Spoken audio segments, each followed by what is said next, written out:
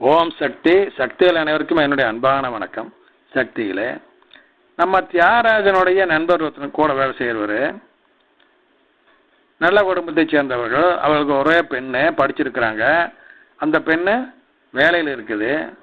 அது காதல் வயப்பட்டுச்சு. ஆமாங்க. அது எப்படிப்பட்ட காதல்? பொருந்தாத காதல். ஆமாங்க. இவங்க குடும்பத்துக்குமே அவங்க குடும்பத்துக்குமே எந்த வகையிலையும் ஒத்து வராது. பொருந்தாத காதல். அந்த மாதிரி ஒரு பையனை அது விரும்புது. அது மட்டும் இல்லை, அந்த பையனை தான் கல்யாணம் பண்ணிப்போம்னு அடமா நிற்குது. இவங்கெல்லாம் அவங்க அக்கா பையனை ரெக்கமெண்ட் பண்ணுறாங்க. அந்த பையன் நல்ல பையன், அவனை கட்டிக்கோ அப்படின்னு சொல்லி.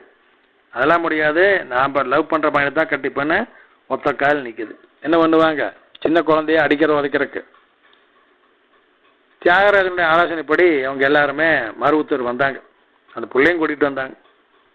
பாதை வச்சுக்குள்ளே உடனே அம்மா சொன்னாங்க, இந்த மாதிரி பிரச்சனைன்னு எதுவுமே அம்மாட்ட சொல்ல. போய் நின்னாங்க. அம்மா சொன்னாங்க, எல்லாத்தையும் இருமடி போட்டு கூட்டிகிட்டு வா அப்படின்னாங்க. அவ்வளோதான்.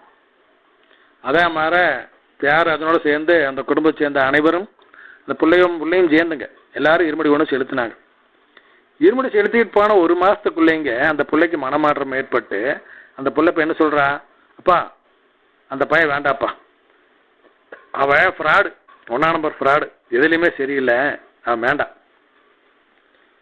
நீங்கள் பார்க்குற பையனை நான் கல்யாணம் பண்ணிக்கிறேன், ஆனால் அக்கா பையன் வேண்டாம், வேறு மாப்பிள்ளை பாருங்கள், நான் கல்யாணம் பண்ணிக்கிறேன்னு அந்த பொண்ணு சொன்னேன். அதே மாதிரிங்க வேறு மாப்பிள்ளை பார்த்து கல்யாணம் பண்ணி இப்போ குழந்தைகளோட நல்ல முறையில் இருக்கிறாங்க. சக்தியில் ஓம் சக்தி.